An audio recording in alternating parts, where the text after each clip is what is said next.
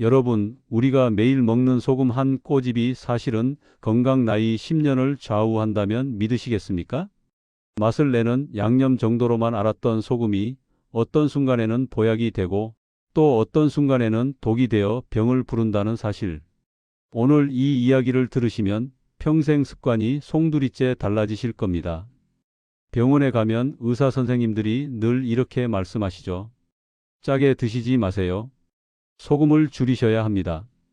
맞는 말입니다. 그런데 문제는 소금을 무조건 나쁘다고만 생각하고 아예 싱겁게만 먹는 것도 또 다른 건강 문제를 만든다는 거예요. 소금이 없으면 우리의 세포가 일을 못합니다. 신경이 제 역할을 못하고 근육이 쉽게 경직되고 심지어 뼈 건강에도 악영향을 줍니다. 즉, 소금은 독이기도 하지만 동시에 생명에 꼭 필요한 약이기도 합니다. 자, 여기서 질문 하나 드리겠습니다. 여러분은 아침에 눈을 뜨면 무엇부터 찾으시나요? 김치? 국물? 아니면 커피? 이 작은 습관들이 사실은 오늘 하루 혈압과 혈당을 결정짓습니다.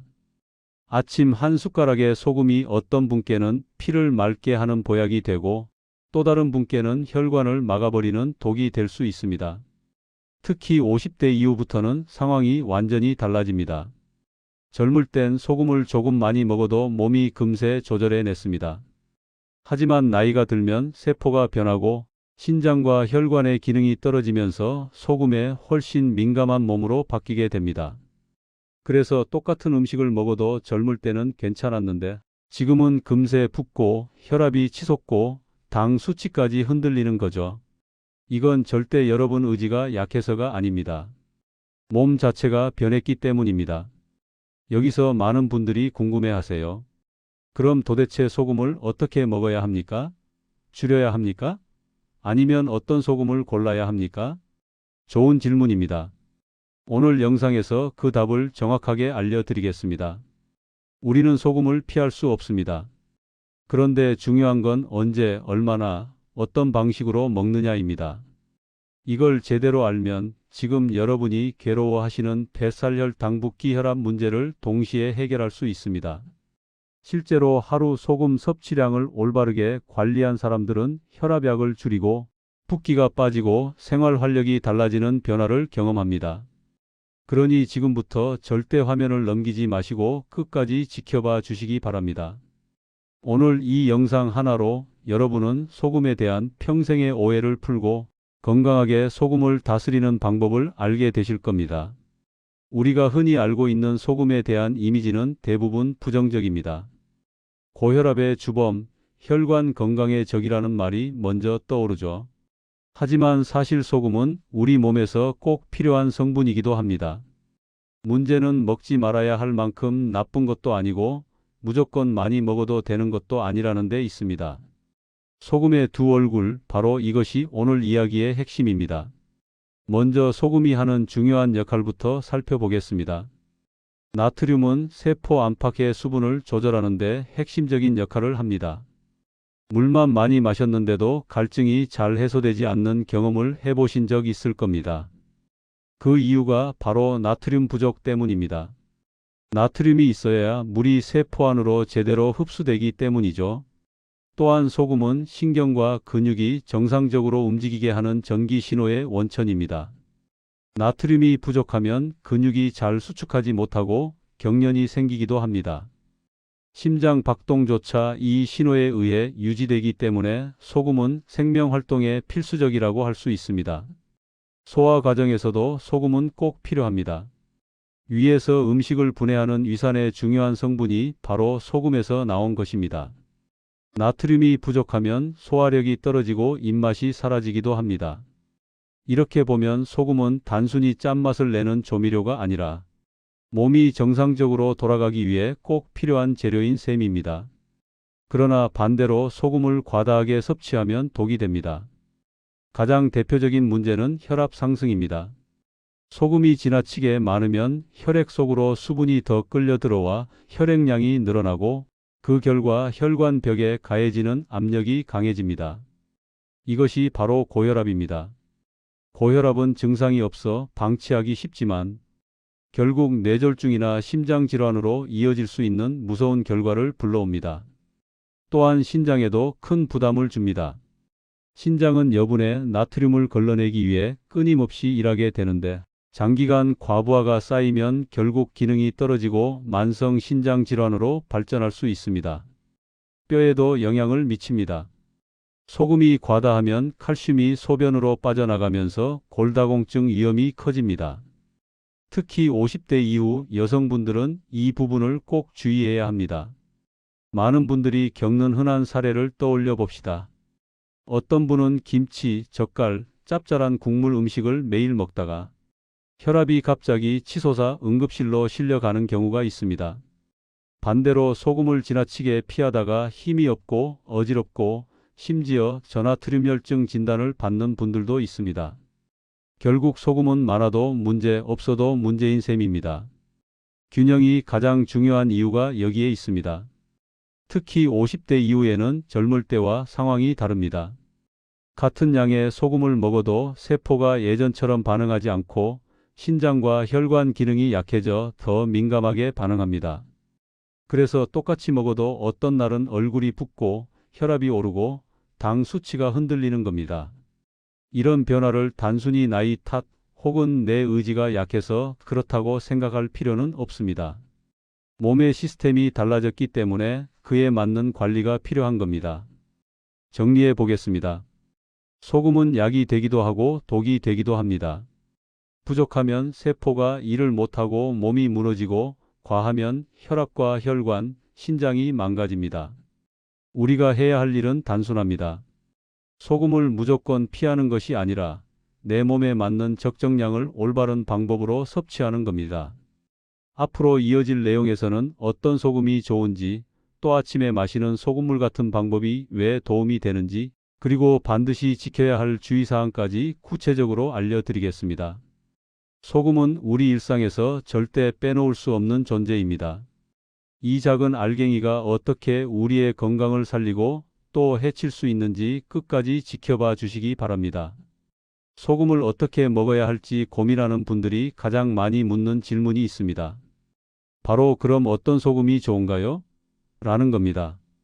마트에 가면 하얀 정제염부터 천일염, 죽염, 히말라야, 핑크솔트까지 수십 가지가 있습니다. 가격도 천차만별이라 어떤 걸 골라야 할지 헷갈리기 마련입니다.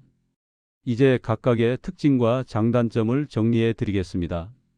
먼저 우리가 흔히 사용하는 정제염입니다.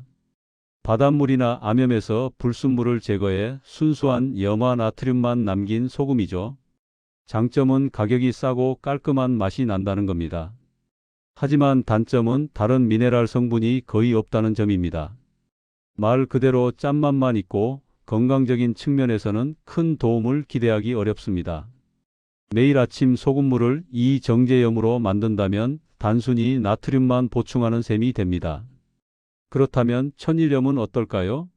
천일염은 바닷물을 햇볕과 바람으로 증발시켜 얻기 때문에 칼슘, 마그네슘, 칼륨 같은 미네랄이 자연스럽게 남아 있습니다.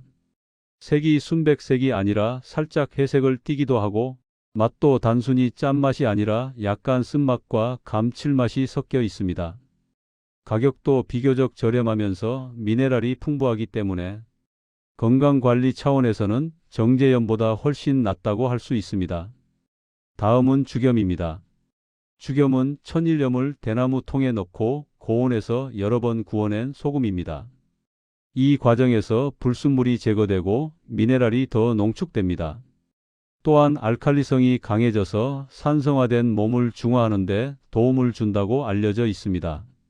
다만 제조 과정이 복잡하고 시간이 많이 걸리기 때문에 가격이 비쌉니다. 효과가 전혀 없는 건 아니지만 천일염에 비해 가격 대비 극적인 차이는 느끼기 어렵습니다. 많은 분들이 관심을 갖는 것이 바로 히말라야 핑크솔트입니다. 이 소금은 수억 년 전 바다가 육지로 변하며 형성된 암염에서 채취한 것으로 알려져 있습니다. 현재 바다에 미세 플라스틱이나 오염물질 걱정이 적다는 점이 장점입니다. 철분 함량이 높아 특유의 분홍빛을 띠며 맛도 깔끔합니다. 다만 수입 소금이다 보니 가격이 더 비싼 편입니다. 특별히 취향이나 철분 보충이 필요한 분들이 선택하면 좋습니다.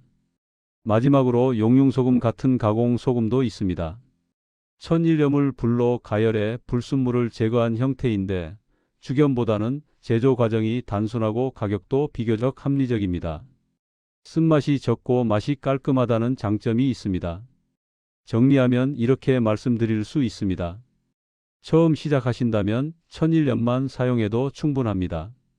가격도 부담 없고 미네랄도 풍부하기 때문입니다. 이후에 취향이나 필요에 따라 죽염이나 핑크솔트를 써보셔도 좋습니다. 하지만 정제염이나 맛소금 같은 것은 가급적 피하시는 게 좋습니다. 여기서 꼭 기억하셔야 할 점이 있습니다. 소금의 종류가 아무리 좋아도 먹는 양과 방법이 더 중요하다는 겁니다. 좋은 소금이라고 무조건 많이 먹으면 결국 같은 문제가 생깁니다. 반대로 정제염이라도 하루에 소량만 올바르게 섭취한다면 큰 문제는 생기지 않습니다. 많은 분들이 좋은 소금을 찾는 데만 집중하시는데 사실 핵심은 습관입니다. 어떤 소금을 선택하든지 간에 매일 일정한 양을 지키고 공복에 마시는 습관을 들이는 것이 더 큰 효과를 줍니다. 소금 자체의 차이는 생각보다 크지 않다는 것을 꼭 기억해 두시기 바랍니다. 앞으로 이어질 내용에서는 아침 소금물을 마실 때 정확한 황금 비율과 반드시 지켜야 할 주의사항을 알려드리겠습니다. 이 부분을 잘못하면 좋은 소금도 오히려 독이 될 수 있습니다. 그러니 끝까지 함께 해주시기 바랍니다. 소금이 몸에 좋을 수도 나쁠 수도 있다는 사실을 알게 되셨을 겁니다. 그렇다면 이제 가장 중요한 질문이 남습니다. 도대체 소금물을 어떻게 마셔야 효과를 볼 수 있을까? 이 부분을 제대로 아는 것이 건강 효과를 경험하느냐, 부작용을 겪느냐를 가르는 결정적인 차이가 됩니다. 먼저 언제 마셔야 할까부터 말씀드리겠습니다. 소금물은 반드시 아침 공복에 마시는 것이 좋습니다. 밤새 땀과 호흡을 통해 수분과 미네랄이 빠져나간 상태에서 위가 비어 있을 때 보충해주면 가장 빠르고 효과적으로 흡수됩니다. 반대로 식사 직후에 마시면 소화가 방해되고 흡수율도 떨어집니다.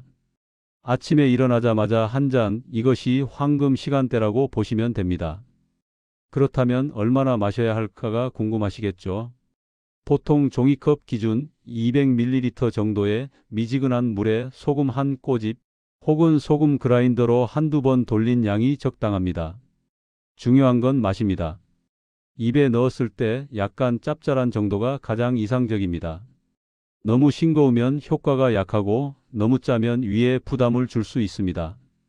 소금물은 한 번에 벌컥벌컥 마시지 말고 한 모금씩 천천히 입안에 머금은 뒤 삼키는 것이 좋습니다.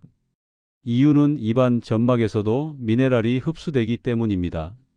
동시에 침샘이 자극돼 소화액 분비도 촉진됩니다. 서두르지 말고 30초 정도 시간을 두고 천천히 마시는 것이 가장 좋습니다. 물이 차갑거나 뜨거워서는 안 됩니다. 차가운 물은 위를 자극해 소화 불량을 일으킬 수 있고 뜨거운 물은 소금이 잘 녹지 않습니다. 손으로 만졌을 때 미지근하다고 느껴지는 정도가 가장 적절합니다. 소금물을 마신 후에는 최소한 20분 정도는 아무것도 먹지 않는 것이 좋습니다. 소금물이 몸속 세포에 충분히 흡수될 시간을 주어야 하기 때문입니다. 이 시간을 가볍게 스트레칭하거나 산책을 하며 활용하면 더욱 효과적입니다. 그렇다면 하루에 몇 번 마셔야 할까요? 대부분의 경우 아침 한 잔이면 충분합니다. 하지만 땀을 많이 흘리거나 갈증이 심할 때는 하루에 두세 번 정도로 늘려도 무방합니다. 단, 소금을 많이 넣는 것이 아니라 같은 비율을 지켜서 나눠 마셔야 합니다. 여기서 중요한 주의사항을 짚고 넘어가야 합니다. 고혈압 약을 복용 중인 분, 신장질환이 있는 분, 심장질환이 있는 분은 반드시 의사와 상의 후 시작해야 합니다. 이런 경우는 나트륨에 민감하기 때문에 단순한 습관도 몸에 큰 영향을 줄 수 있습니다. 또한 임신이나 수유 중인 분들도 피하는 것이 안전합니다. 처음 시작할 때는 소금 양을 아주 적게 티스푼 끝에 살짝 묻힐 정도만 넣는 것도 좋습니다. 몸이 적응하면 점차 양을 늘려도 됩니다. 급하게 효과를 보려 하지 말고 최소 3개월은 꾸준히 해야 확실한 변화를 느낄 수 있습니다. 또 하나 기억하셔야 할 점은 소금물을 마신 뒤 갈증이 날 수 있다는 것입니다. 이는 정상적인 반응입니다. 몸이 수분 균형을 맞추려는 과정이니 이때는 깨끗한 물을 충분히 마셔주는 것이 좋습니다. 하루 1.5리터에서 2리터 정도의 수분을 조금씩 자주 섭취해 주는 것이 이상적입니다. 정리해 드리겠습니다. 아침 공복에 미지근한 물 200ml에 소금 한 꼬집, 천천히 한 모금씩 마시는 것. 마신 뒤 20분은 공복을 유지하고 하루에 한 번에서 많아야 2~3번. 처음에는 소량으로 시작해 몸이 적응할 시간을 주는 것. 이 간단한 원칙만 지키면 소금물은 독이 아니라 몸을 되살리는 약이 될 수 있습니다. 앞으로 이어질 다음 파트에서는 이렇게 마신 소금물이 실제로 우리 몸에서 어떤 변화를 만들어 내는지, 뱃살, 혈당, 붓기, 변비 같은 구체적인 문제에 어떤 영향을 주는지 사례와 함께 자세히 알려드리겠습니다. 이 부분이야말로 많은 분들이 직접 체감하는 핵심 효과이니 놓치지 마시기 바랍니다. 아침 공복에 마신 소금물, 과연 몸에서 어떤 변화를 만들어낼까요? 단순히 갈증을 해소하는 수준을 넘어서 실제로 눈에 보이는 5가지 변화를 경험할 수 있습니다. 바로 뱃살 감소, 혈당 안정, 붓기 개선, 피부 건강, 장 기능 회복입니다. 하나씩 살펴보겠습니다. 첫째, 뱃살 감소와 만성 피로 해소입니다. 많은 분들이 식사량을 줄이고 운동을 해도 뱃살이 잘 빠지지 않는다고 고민합니다. 이유는 세포가 굳어 있어 당분이 에너지로 쓰이지 못하고 지방으로 전환되기 때문입니다. 소금물은 세포막을 열어 포도당이 제대로 흡수되게 돕습니다. 그러면 혈액 속 당분이 에너지로 쓰이고 남는 양이 줄어 뱃살로 쌓이지 않습니다. 동시에 세포가 에너지를 공급받으니 하루 종일 무겁고 지쳤던 몸이 가벼워지는 변화를 느낄 수 있습니다. 둘째, 혈당 안정과 당뇨 개선입니다. 혈당이 높아지면 피 속에 당이 넘쳐나고 인슐린이 과다 분비되면서 결국 당이 지방으로 바뀌어 축적됩니다. 소금물 속 나트륨과 미네랄은 세포가 당을 받아들이도록 통로를 열어줍니다. 이 과정에서 혈당이 안정되고 잦은 갈증이나 잦은 소변 같은 당뇨 증상이 완화되는 경우가 많습니다. 실제로 식단이나 운동만으로는 잘 잡히지 않던 혈당이 조금씩 내려가는 변화를 경험하는 분들이 있습니다. 셋째, 붓기와 피부 개선입니다. 나이가 들면 세포가 단단해지면서 수분이 제자리를 못 찾고 세포 밖에만 고입니다. 그래서 아침마다 얼굴이 붓고 손발이 무겁게 부어오르죠. 소금물은 세포 안팎의 압력을 조절해 물이 제자리를 찾도록 돕습니다. 불필요한 수분은 배출되고 세포 안에는 필요한 만큼 수분이 공급됩니다.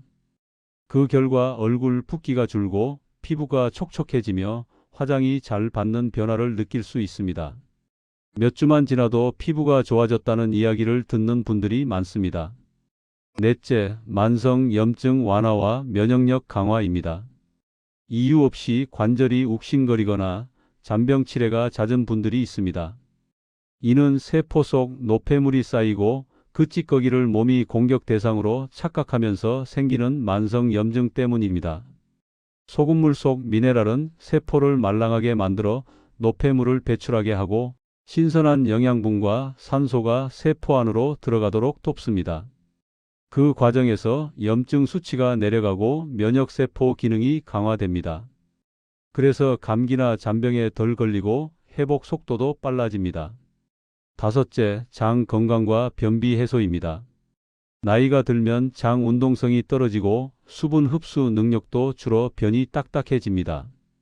소금물은 장벽을 자극해 연동 운동을 활발하게 만들고 삼투압 작용으로 장 속의 수분을 끌어들입니다.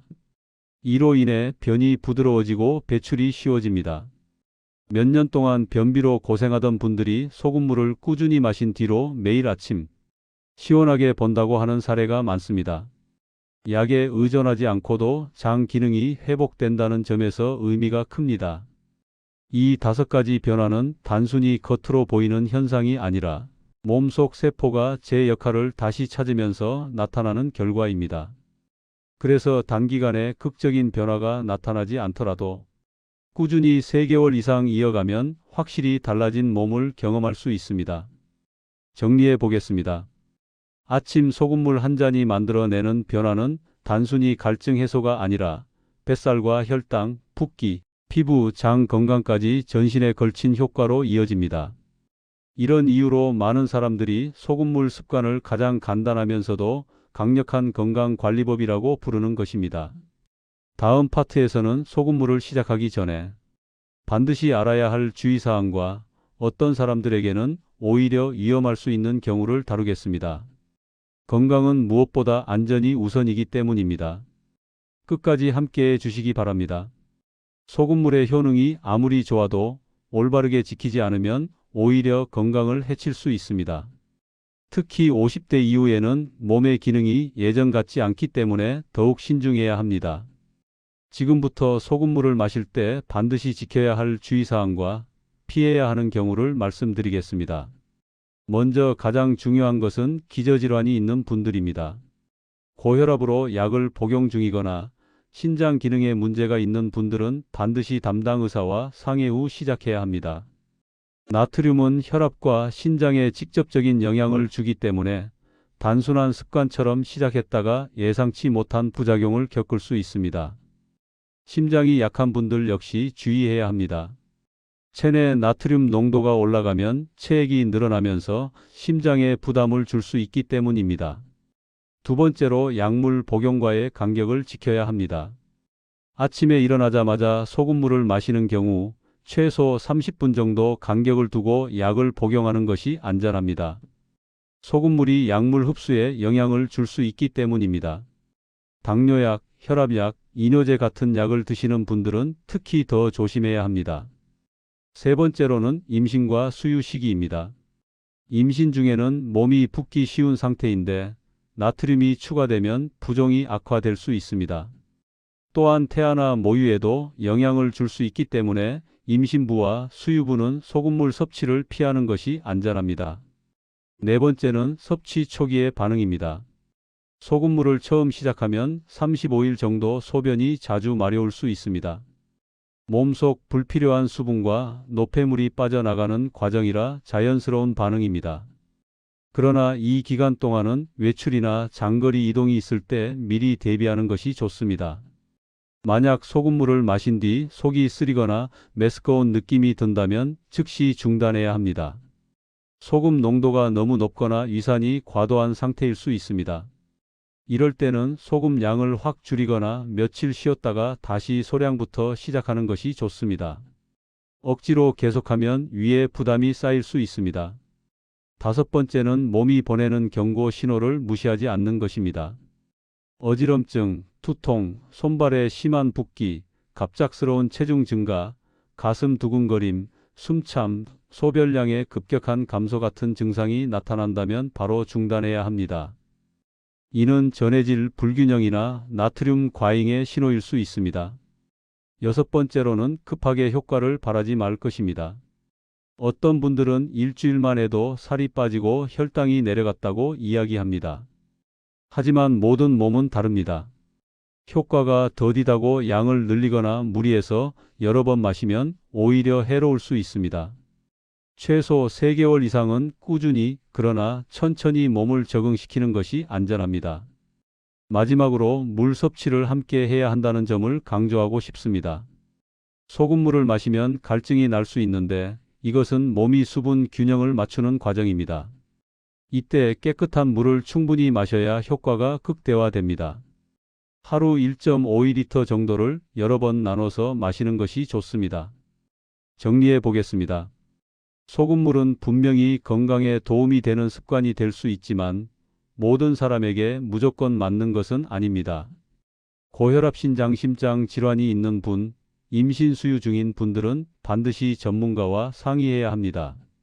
약을 복용 중이라면 최소 30분 간격을 두고 마셔야 하고 몸에 작은 이상 신호라도 보이면 즉시 중단해야 합니다. 건강법에서 가장 중요한 원칙은 언제나 안전입니다. 내 몸을 살리는 습관이 될 수도 해치는 습관이 될 수도 있는 것이 바로 소금물이기 때문입니다. 욕심내지 말고 작은 양부터 시작해 몸의 반응을 살피며 천천히 꾸준히 이어가야 합니다. 그래야만 소금물이 진짜 약이 되어 여러분의 건강을 지켜줄 수 있습니다. 다음 파트에서는 오늘까지의 내용을 종합해서 소금물 건강 습관을 어떻게 일상에 적용하면 좋은지, 그리고 꾸준히 이어가기 위한 실천 팁까지 정리해 드리겠습니다. 영상의 마지막까지 함께해 주시기 바랍니다. 지금까지 소금물에 대한 모든 이야기를 나누었습니다. 소금의 두 얼굴, 좋은 소금 고르는 법, 올바른 섭취 방법, 그리고 주의사항까지. 이제 마지막으로 정리하면서 여러분의 일상 속에서 실천할 수 있는 가이드를 드리겠습니다. 먼저 기억해야 할 가장 중요한 메시지는 이것입니다. 소금은 무조건 줄여야 하는 독이 아니다. 그러나 무조건 많이 먹어도 되는 약도 아니다. 몸에 꼭 필요하지만 균형을 잃으면 언제든 해로워질 수 있는 것이 바로 소금입니다. 실천 가이드 첫 번째는 아침 공복 습관화입니다. 하루 중 가장 좋은 시간은 아침에 일어나자마자입니다. 위가 비어 있고 밤새 빠져나간 미네랄을 보충할 수 있기 때문이죠. 종이컵 한 잔 분량의 미지근한 물에 소금 한 꼬집. 단순해 보이지만 꾸준히 이어가면 몸은 분명히 변화를 보여줍니다. 두 번째는 소금 종류 선택입니다. 처음에는 가격 부담이 적고 구하기 쉬운 천일염으로 충분합니다. 이후 취향에 따라 죽염이나 핑크솔트를 써도 좋습니다. 다만 정제염이나 맛소금은 가급적 피하시길 권합니다. 소금의 품질이 차이를 만드는 것은 사실이지만 결국 더 중요한 건 올바른 습관입니다. 세 번째는 욕심내지 말고 천천히입니다. 효과가 더디다고 양을 늘리거나 자주 마시는 건 금물입니다. 몸은 각자 다르게 반응합니다. 어떤 분은 일주일 만에 변화를 느끼지만 어떤 분은 두세 달이 지나야 눈에 띄는 변화를 경험합니다. 중요한 건 조급해하지 않고 최소 3개월은 지켜본다는 마음가짐입니다. 네 번째는 몸의 신호를 잘 관찰하기입니다. 어지럼증, 두통, 가슴 두근거림, 체중 급증, 소변량 감소 같은 증상이 나타난다면 즉시 중단해야 합니다. 내 몸이 보내는 작은 신호를 무시하면 위험해질 수 있습니다. 반대로 아침에 몸이 가벼워지고 붓기가 줄고 배변이 원활해진다면 올바른 길을 가고 있는 것입니다. 다섯 번째는 생활 전반과 연결하기입니다. 소금물 한 잔만으로 모든 게 해결되는 것은 아닙니다. 적당한 식사, 가벼운 운동, 충분한 수분 섭취와 함께할 때 비로소 효과가 커집니다. 특히 가공식품과 외식에서 과도한 소금을 줄이고 집에서 조리할 때는 좋은 소금을 적절히 활용하는 습관이 필요합니다. 마지막으로 강조하고 싶은 것은 꾸준함의 힘입니다. 건강은 하루아침에 만들어지지 않습니다. 그러나 작은 습관이 쌓이면 반드시 큰 변화를 만들어냅니다. 오늘부터 단 한 잔의 소금물로 시작해 보시기 바랍니다.